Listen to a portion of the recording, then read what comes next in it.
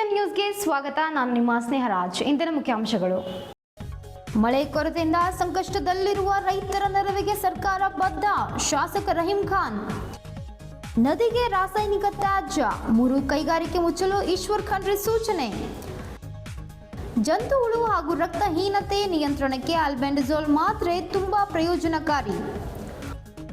ಹಳಿಕೇಡ್ ವಿಜೃಂಭಣೆಯಿಂದ ನಡೆದ ಸರ್ವೇಶ್ವರ ದೇವರ ಪಲ್ಲಕ್ಕಿ ಉತ್ಸವ. ತೋಟಗಾರಿಕೆ ಕ್ಷೇತ್ರದ ಬೆಳವಣಿಗೆಗೆ ಭದ್ರ ಬುನಾದಿ ಹಾಕಿದ್ದ doctor M H. Marigowda, doctor S V. Patil. Bidar ಉತ್ತರ ವಿಧಾನಸಭಾ ಕ್ಷೇತ್ರದ ಜನವಾಡ ರೈತ ಸಂಪರ್ಕ ಕೇಂದ್ರದ ವ್ಯಾಪ್ತಿಯ ಮರ್ಕಲ್ ಗ್ರಾಮದಲ್ಲಿ ಕೃಷಿ ಇಲಾಖೆ ವತಿಯಿಂದ ಸೋಮವಾರ ದ್ವಿದಳ ಧಾನ್ಯಗಳಲ್ಲಿ ಆತ್ಮನಿರ್ಭರತೆ ಅಭಿಯಾನದ ಅಡಿ ಬಿತ್ತನೆ ಬೀಜಗಳ ಕಿರುಚೀಲಗಳ ವಿತರಣೆ ಕಾರ್ಯಕ್ರಮ ನಡೆಯಿತು. ಮಾಜಿ ಸಚಿವ ಹಾಗೂ ಶಾಸಕ ರಹೀಂ ಖಾನ್ ಅವರು ಸಸಿಗೆ ನೀರೆರೆಯುವ ಮೂಲಕ ಕಾರ್ಯಕ್ರಮವನ್ನು ಉದ್ಘಾಟಿಸಿದರು. ನಂತರ ಮಾತನಾಡಿದ ಅವರು, ಜಿಲ್ಲೆಯಲ್ಲಿ ಸಮರ್ಪಕವಾಗಿ ಮಳೆಯಾಗದೆ ಬಿತ್ತನೆ ಮಾಡದ ಬೆಳೆಗಳು ಕೈಗೂಡುವ ಆತಂಕ ಎದುರಾಗಿದೆ. ಸಂಕಷ್ಟದಲ್ಲಿರುವ ರೈತರ ನೆರವಿಗೆ ಸರ್ಕಾರ ಬದ್ಧವಾಗಿದೆ ಎಂದು ಹೇಳಿದರು. ತಮ್ಮ ವಿಧಾನಸಭಾ ಕ್ಷೇತ್ರದ ಗ್ರಾಮಗಳಲ್ಲಿ ಕೃಷಿ ಇಲಾಖೆಯಿಂದ ದೊರೆಯುವ ಸರ್ಕಾರಿ ಸೌಲಭ್ಯಗಳು ಅರ್ಹ ರೈತರಿಗೆ ಸಮರ್ಪಕವಾಗಿ ತಲುಪುವಂತೆ ಅಧಿಕಾರಿಗಳಿಗೆ ಸೂಚನೆ ನೀಡಿದ್ದಾರೆ. ಜಿಲ್ಲೆಯಲ್ಲಿ ತೀವ್ರ ಮಳೆಯ ಕೊರತೆಯಿಂದ ಸಂಕಷ್ಟಕ್ಕೆ ಸಿಲುಕಿರುವ ರೈತರಿಗೆ ಬೆಳೆ ಹಾನಿ ಪರಿಹಾರ ಒದಗಿಸಲು ಪ್ರಾಮಾಣಿಕವಾಗಿ ಪ್ರಯತ್ನಿಸಲಾಗುವುದು. ಈ ಕುರಿತು ಮುಖ್ಯಮಂತ್ರಿ ಡಿ.ಕೆ. ಶಿವಕುಮಾರ್ ಅವರೊಂದಿಗೆ ಚರ್ಚಿಸಲಾಗಿದೆ ಎಂದು ರಹೀಂ ಖಾನ್ ತಿಳಿಸಿದರು. ಕಾರ್ಯಕ್ರಮದಲ್ಲಿ ಕೃಷಿ ಇಲಾಖೆ ಅಧಿಕಾರಿಗಳು, ಗ್ರಾಮ ಮುಖಂಡರು ಹಾಗೂ ರೈತರು ಉಪಸ್ಥಿತರಿದ್ದರು. ಅವರು ಒಪ್ಕೊಂಡಿದ್ದಾರೆ. ಇಡೀ ನಮ್ಮ ತಾಲೂಕಿನಲ್ಲಿ 50 ವಿಲೇಜಸ್ ಇದೆ. ಜನವಾಡ ಸರ್ಕಲ್ ಮತ್ತು ಮಾಲೇಗಾಂವ್ ಸರ್ಕಲ್ ಅಲ್ಲಿ ಅವರೆಲ್ಲ ಕಡೆ ಹೋಗಿ ಕ್ಯಾಂಪ್ ಹಾಕಿ 2 ತಾಸು 4 ತಾಸು ಟ್ರೈನಿಂಗ್ ಕೊಟ್ಟು ಮತ್ತು ರೈತರದ್ದು ಏನೇನು ಸಮಸ್ಯೆ ಇದೆ ಆ ಎಲ್ಲ ಸಮಸ್ಯೆ ಪರಿಹಾರ ಮಾಡಬೇಕು. ಮತ್ತು ನಿಮ್ಮಿಂದ ಆಗಿಲ್ಲ ಅಂದರೂ ನಮಗೆ ಮತ್ತು ನಮ್ಮ ಡಿಸ್ಟ್ರಿಕ್ಟ್ ಇನ್ಚಾರ್ಜ್ ಮಿನಿಸ್ಟರ್ ಇದ್ದಾರೆ, ಅವ್ರ ಜೊತೆಗೆ ಮತ್ತು ಹೊಸ ಮುಖ್ಯಮಂತ್ರಿ ಡಿ.ಕೆ. ಶಿವಕುಮಾರ್ ಸಾಹೇಬ್ ಆಗಿದ್ದಾರೆ, ಅವ್ರ ಜೊತೆಗೆ ಚರ್ಚೆ ಮಾಡಿ ನಾವು ಆ ಪರಿಹಾರ ಕೊಡಿಸ್ತೀವಿ ಅಂತ ನಾನು ಡಿಪಾರ್ಟ್ಮೆಂಟ್ ಅವ್ರಿಗೆ ಹೇಳಿದ್ದೇನೆ. ಮತ್ತು ಈ ಕಾರ್ಯಕ್ರಮದಲ್ಲಿ ಇಡಬೇಕಂದ್ರೂ ಬಸವರಾಜ್ ಅವ್ರದ್ದು ತುಂಬ ಪ್ರೆಷರ್ ಇತ್ತು. ಇಲ್ಲ ಮರ್ಕಲ್ ಅಂದ್ರೂ ನನಗೆ ನಿಜವಾಗಲೂ ದೇವಸ್ಥಾನದಲ್ಲಿ ಇಲ್ಲೇ ಇದ್ದೇನೆ. ತುಂಬ ಒಂದು ವಿಶ್ವಾಸ, ಏನು ಗೊತ್ತಿಲ್ಲ, ಅಷ್ಟು ಪ್ರೀತಿ ನನಗೆ ಇಲ್ಲಿ ಎಲ್ಲರೂ ರೈತರು ಆಗಲಿ ಎಲ್ಲ ಇಲ್ಲಿ ಜನ ನನಗೆ ಪ್ರೀತಿ, ವಿಶ್ವಾಸ, ರೆಸ್ಪೆಕ್ಟ್ ಅದೇ ಇಂಪಾರ್ಟೆಂಟ್ ಇದೆ. ಒಳಗಿಂದ ಒಂದು ಹೊರಗಿಂದ ಒಂದು ಇಲ್ಲ ಇಲ್ಲಿ ಊರಿನಲ್ಲಿ. ಏನಿದೆ ಓಪನ್ ನನಗೆ ಇಷ್ಟು ಪ್ರೀತಿ ಮಾಡ್ತಾರೆ. ಅದ್ರ ಸಲಗೆ ನಾನು ಮರ್ಕಲ್ ಅಂದ್ರೂ ಕಟ್ಟಿಲ್ಲ, ಫಸ್ಟ್ ಮರ್ಕಲ್ ಫಿಕ್ಸ್ ಮಾಡಿ ಅಂತ ಹೇಳಿದ್ದೇನೆ. ಇವತ್ತು ನಿಜವಾಗಲೂ ರೈತರು ತುಂಬ ಕಷ್ಟದಲ್ಲಿದ್ದಾರೆ. 2-3 ತಿಂಗಳಿಂದ ಅದು ನೀರು ಸುಮ್ಮನೆ ಹೆಸರಿಗೆ ನೀರದು ಎಲ್ಲ ಮುಗ್ದೋಗಿದೆ. ಮೊನ್ನೆ ಮುಖ್ಯಮಂತ್ರಿ ಡಿ.ಕೆ. ಶಿವಕುಮಾರ್ ಸಾಹೇಬರು ಬಂದಿದ್ರು ಬೀದರ್ನಲ್ಲಿ. ಬೀದರ್ ಜಿಲ್ಲೆಯ ಹುಮ್ನಾಬಾದ್ ಕೈಗಾರಿಕಾ ಪ್ರದೇಶದಲ್ಲಿ ಕೈಗಾರಿಕೆಗಳು ಗುರುಗಂಗಾ ಮಾಂಜ್ರಾ ನದಿಗೆ ರಾಸಾಯನಿಕ ತ್ಯಾಜ್ಯ ಹರಿವು ಬಿಡುತ್ತಿದೆ. ಈ ಬಗ್ಗೆ ಜನರು ಪ್ರತಿಭಟನೆ ನಡೆಸುತ್ತಿದ್ದು, ಈ ಕೂಡಲೇ 3 ಕೈಗಾರಿಕೆ ಮುಚ್ಚಿಸಲು ಗ್ರಾಮೀಣಾಭಿವೃದ್ಧಿ ಮತ್ತು ಪಂಚಾಯತ್ ರಾಜ್ ಹಾಗೂ ಬೀದರ್ ಜಿಲ್ಲೆ ಪ್ರಕೃತಿ ವಿಕೋಪ ಮೇಲುಸ್ತುವಾರಿ ಸಚಿವ ಈಶ್ವರ್ ಖಂಡ್ರೆ ಸೂಚನೆ ನೀಡಿದ್ದಾರೆ. ಈ ಸಂಬಂಧ ಜಿಲ್ಲಾಧಿಕಾರಿಯವರಿಗೆ ಲಿಖಿತ ಸೂಚನೆ ನೀಡಿರುವ ಅವರು ಮೇ 6 ಇಂಡಸ್ಟ್ರಿ, ಮೇ ಸತ್ಯದೀಪ್ ಕೆ ಇಂಡಸ್ಟ್ರಿ ಮತ್ತು ಮೇ ಹಿಮಾಲಯ ಕೈಗಾರಿಕೆಗಳಿಗೆ ತತ್ಕ್ಷಣದಿಂದಲೇ ಜಾರಿಗೆ ಬರುವಂತೆ ಮುಚ್ಚುವ ಆದೇಶ ಹೊರಡಿಸಿದೆ. ಅನುಸರಣಾ ವರದಿಯನ್ನು 24 ಗಂಟೆಯೊಳಗಾಗಿ ಈ ಕಚೇರಿಗೆ ಸಲ್ಲಿಸಲು ಸೂಚಿಸಿದ್ದಾರೆ. ಮಾಣಿಕ್ ನಗರದ ಹಳ್ಳಕ್ಕೆ ಗುರುಗಂಗಾ ಮತ್ತು ಮಾಂಜ್ರಾ ನದಿಗಳಿಗೆ ಹುಮ್ನಾಬಾದ್ ಕೈಗಾರಿಕಾ ಪ್ರದೇಶದ ಕೆಲವು ಕಾರ್ಖಾನೆಗಳಿಂದ ವಿಷಯುಕ್ತ ರಾಸಾಯನಿಕ ತ್ಯಾಜ್ಯ ಹರಿಸುತ್ತಿರುವ ಕಾರಣ ನದಿ ಕಲುಷಿತವಾಗಿ ಗಪ್ಪು ವಾಸನೆ ಬೀರುತ್ತಿದ್ದು ಮೂಗು ಮುಚ್ಚಿಕೊಂಡು ಓಡಾಡುವ ಸ್ಥಿತಿ ನಿರ್ಮಾಣವಾಗಿದೆ. ಜೊತೆಗೆ ಜನ ಜಾನುವಾರುಗಳಿಗೆ ಮಾರಕವಾದ ಕಾಯಿಲೆಗಳು ಬರುತ್ತಿವೆ ಎಂದು ಸಾರ್ವಜನಿಕರು ಆರೋಪಿಸಿದ್ದು, ಗುರುಗಂಗಾ ಉಳಿಸಿ ಎಂಬ ಸಾರ್ವಜನಿಕರು ಜಾಥಾ, ಸಭೆ, ಪ್ರತಿಭಟನೆ ಹಾಗೂ ಅಭಿಯಾನ ಆರಂಭಿಸಿದ್ದಾರೆ ಎಂದು ತಮ್ಮಲ್ಲಿ ಲಿಖಿತ ಸೂಚನೆಯನ್ನು ತಿಳಿಸಿದ್ದಾರೆ. ಸಮುದಾಯ ಆರೋಗ್ಯ ರಕ್ಷಣೆ ಹಿನ್ನೆಲೆಯಲ್ಲಿ ಭಾರತೀಯ ನಾಗರಿಕ ಸುರಕ್ಷಾ ಸಂಹಿತೆ 2023 ಸೆಕ್ಷನ್ 152 ಅಡಿಯಲ್ಲಿ ಸಾರ್ವಜನಿಕ ಉಪದ್ವ್ಯಾಪ ತಡೆಯಲು ತುರ್ತು ಕ್ರಮ ವಹಿಸುವ ಅಗತ್ಯ ಮನಗಾಣಲಾಗಿದೆ ಎಂದು ಈಶ್ವರ್ ಖಂಡ್ರೆ ತಿಳಿಸಿದ್ದಾರೆ. ಈ ಸಂಬಂಧ ಮಾಧ್ಯಮಗಳಲ್ಲಿ ಬಂದ ವರದಿಗಳನ್ನು ಹಿನ್ನೆಲೆಯಲ್ಲಿ ಬೀದರ್ ಜಿಲ್ಲಾ ಪ್ರಕೃತಿ ವಿಕೋಪ ಮೇಲುಸ್ತುವಾರಿ ಸಚಿವರಾದ ನಾನು ಜಿಲ್ಲಾಡಳಿತಕ್ಕೆ ಸ್ಪಷ್ಟ ಸೂಚನೆ ನೀಡಿ ಈ ಭಾಗದ ನೀರಿನ ಪರೀಕ್ಷೆ ಮಾಡಿಸಿ ತ್ಯಾಜ್ಯ ಹೊರಿಸುತ್ತಿರುವ ಕೈಗಾರಿಕೆಗಳ ವಿರುದ್ಧ ನಿಯಮಾನುಸಾರ ಕಠಿಣ ಕ್ರಮ ಜರುಗಿಸಿ ಜಲಮೂಲ ಸಂರಕ್ಷಿಸಲು ಮತ್ತು 48 ಗಂಟೆಗಳ ಒಳಗಾಗಿ ಕೈಗೊಂಡು ಕ್ರಮದ ವರದಿ ಸಲ್ಲಿಸುವ ಸೂಚನೆ ನೀಡಲಾಗುತ್ತಿದೆ ಎಂಬುದನ್ನು ಸ್ಮರಿಸಿದ್ದಾರೆ. 2024 ಜುಲೈ 29ರಂದು ಮಾಲಿನ್ಯ ಹರಡುತ್ತಿರುವ 9 ಕೈಗಾರಿಕೆಗಳನ್ನು ಸೀಸ್ ಮಾಡಲು ಹುಮ್ನಾಬಾದ್ ತಹಶೀಲ್ದಾರರಿಗೆ ಜಿಲ್ಲಾಧಿಕಾರಿಗಳು ನಿರ್ದೇಶನ ನೀಡಿದರು ಎಂದು ಪತ್ರದಲ್ಲಿ ಉಲ್ಲೇಖಿಸಿದ್ದಾರೆ.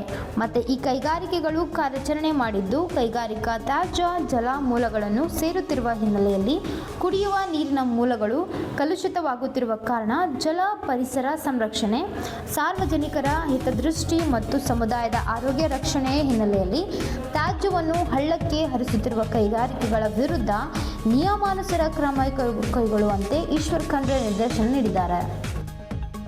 ರಾಷ್ಟ್ರೀಯ ಜಂತುಳು ನಿವಾರಣಾ ದಿನ ಹಾಗೂ ಮೋಪಪ್ ದಿನ ಆಚರಣೆಯ ಅಂಗವಾಗಿ ಅಲ್ಬೆಂಡಜೋಲ್ ಮಾತ್ರೆಯನ್ನು ಸಮರ್ಪಕವಾಗಿ ವಿತರಿಸಬೇಕು ಎಂಬ ಸಂಬಂಧಪಟ್ಟ ಅಧಿಕಾರಿಗಳಿಗೆ ಜಿಲ್ಲಾ ಪಂಚಾಯತ್ ಮುಖ್ಯ ಕಾರ್ಯನಿರ್ವಹಣಾಧಿಕಾರಿ ಡಾಕ್ಟರ್ ಗಿರೀಶ್ ದಿಲೀಪ್ ಬದೋಳೆ ಸೂಚಿಸಿದ್ದಾರೆ.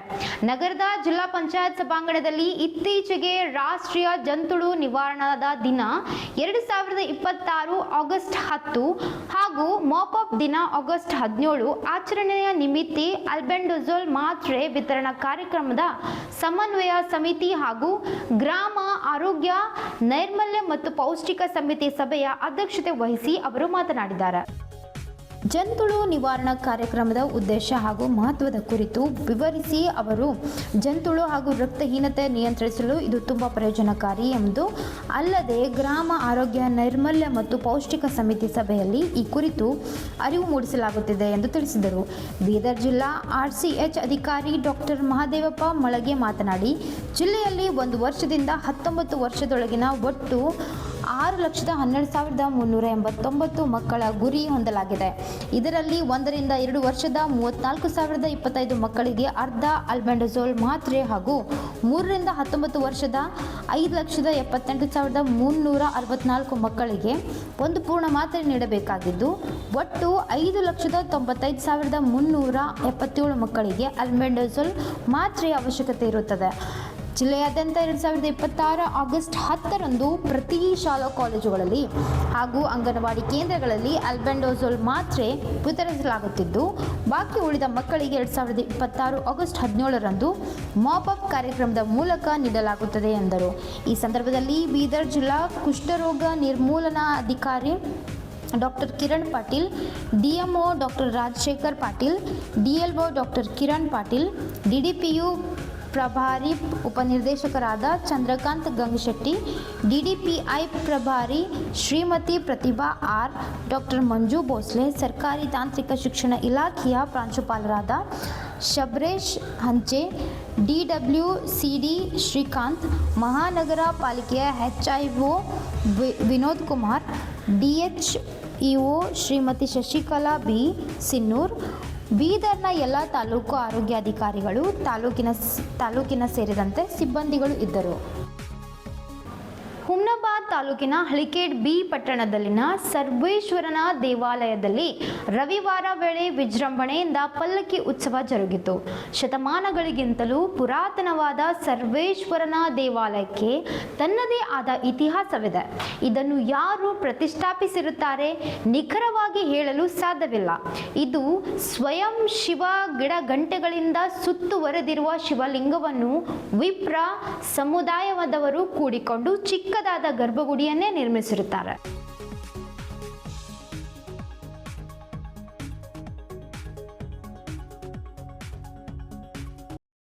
ಡಾಕ್ಟರ್ MH ಮರಿಗೌಡ ಅವರು ಕರ್ನಾಟಕದಲ್ಲಿ ತೋಟಗಾರಿಕೆ ಕ್ಷೇತ್ರದ ಬೆಳವಣಿಗೆಗೆ ಭದ್ರ ಬುನಾದಿ ಹಾಕಿದ ಮಹನೀಯರಾಗಿದ್ದಾರೆ.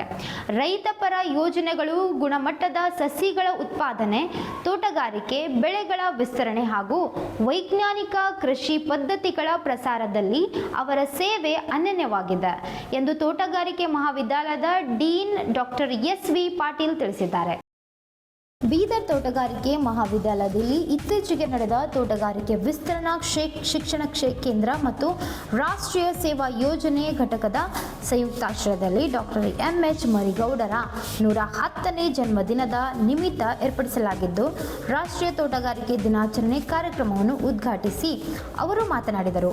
ತೋಟಗಾರಿಕೆ ಕ್ಷೇತ್ರವು ಹವಾಮಾನ ವೈಪರೀತ್ಯ, ನೀರಿನ ಕೊರತೆ, ಉತ್ಪಾದನಾ ವೆಚ್ಚದ ಹೆಚ್ಚಳ ಹಾಗೂ ಮಾರುಕಟ್ಟೆ ಸವಾಲುಗಳನ್ನು ಎದುರಿಸುತ್ತಿದ್ದರೂ ಆಧುನಿಕ ತಂತ್ರಜ್ಞಾನ, ಸೂಕ್ಷ್ಮ ನೀರಾವರಿ, ಸಂರಕ್ಷಿತ ಕೃಷಿ, ಮೂಲ ಸೌರವರ್ಧನೆ, ಸಂಸ್ಕರಣೆ ಮತ್ತು ರಫ್ತು ಅವಕಾಶಗಳ ಮೂಲಕ ಉತ್ತಮ ಬೆಳವಣಿಗೆ ಸಾಧ್ಯತೆಗಳಿವೆ ಎಂದು ಅವರು ಹೇಳಿದರು. ವಿದ್ಯಾರ್ಥಿಗಳು ಸಂಶೋಧನಾ ಮನೋಭಾವವನ್ನು ಬೆಳೆಸಿಕೊಂಡು ತಂತ್ರಜ್ಞಾನವನ್ನು ರೈತರಿಗೆ ತಲುಪಿಸುವುದರಲ್ಲಿ ಪ್ರಮುಖ ಪಾತ್ರ ವಹಿಸಬೇಕು ಎಂದರು. ತೋಟಗಾರಿಕೆ ಕ್ಷೇತ್ರದಲ್ಲಿ ಗುಣಮಟ್ಟ ಉತ್ಪಾದನೆ, ನೈಸರ್ಗಿಕ ಸಂಪನ್ಮೂಲಗಳ ಸಂಪರ್ಕ, ಬಳಕೆ, ಸುಸ್ಥಿರ ಕೃಷಿ ಪದ್ಧತಿಗಳ ಅಳವಡಿಕೆ ಹಾಗೂ ರೈತರ ಆದಾಯ ಹೆಚ್ಚಿಸುವ ನಿಟ್ಟಿನಲ್ಲಿ ಶಿಕ್ಷಣ, ಸಂಶೋಧನೆ ಮತ್ತು ವಿಸ್ತರಣಾ ಚಟುವಟಿಕೆಗಳಿಗೆ ಹೆಚ್ಚಿನ ಆದ್ಯತೆ ನೀಡಬೇಕು ಎಂದು ಸಲಹೆ ನೀಡಿದರು. ಕೇವಲ ದಿನಾಚರಣೆಯನ್ನು ಆಚರಿಸಿದರೆ ಸಾಲದು. ಪ್ರತಿ ವರ್ಷ ಪ್ರತಿಯೊಬ್ಬರೂ ಕನಿಷ್ಠ 1-2 ಗಿಡಗಳನ್ನು ಬೆಳೆಸಿದರೆ ಇಂತಹ ಕಾರ್ಯಕ್ರಮಗಳನ್ನು ಆಚರಿಸುತ್ತಿರುವುದು ಸಾರ್ಥಕವಾಗುತ್ತದೆ ಎಂದವರು ಅಭಿಪ್ರಾಯ ವ್ಯಕ್ತಪಡಿಸಿದರು. ವೇದಿಕೆಯ ಮೇಲಿದ್ದ ಗಣ್ಯರು ಡಾಕ್ಟರ್ MH ಮರಿಗೌಡ ಅವರ ಭಾವಚಿತ್ರಕ್ಕೆ ಪೂಜೆ ಸಲ್ಲಿಸಿ ಪುಷ್ಪಾರ್ಚನೆ ಮಾಡಿ ಈ ಮೂಲಕ ಗೌರವ ಸಲ್ಲಿಸಿದರು. ಪ್ರಥಮ ವರ್ಷದ BSc ತೋಟಗಾರಿಕೆ ವಿದ್ಯಾರ್ಥಿಗಳಾದ ವಿಜಯಲಕ್ಷ್ಮಿ ಮತ್ತು ಸ್ವಾಧೀನ ಇವರು ಡಾಕ್ಟರ್ MH ಮರಿಗೌಡ ಅವರ ಜೀವನ ಚರಿತ್ರೆ ಮತ್ತು ತೋಟಗಾರಿಕಾ ಕ್ಷೇತ್ರದ ಸಾಧನೆಗಳ ಬಗ್ಗೆ ತಮ್ಮ ಅನಿಸಿಕೆಗಳನ್ನು ಹಂಚಿಕೊಂಡರು. ಇಂದಿನ ವಾರ್ತಾ ಪ್ರಸಾರ ಮುಕ್ತಾಯವಾಯಿತು. ಮುಂದಿನ ವಾರ್ತೆಗಳೊಂದಿಗೆ ಮತ್ತೆ ಭೇಟಿಯಾಗೋಣ. ಧನ್ಯವಾದಗಳು.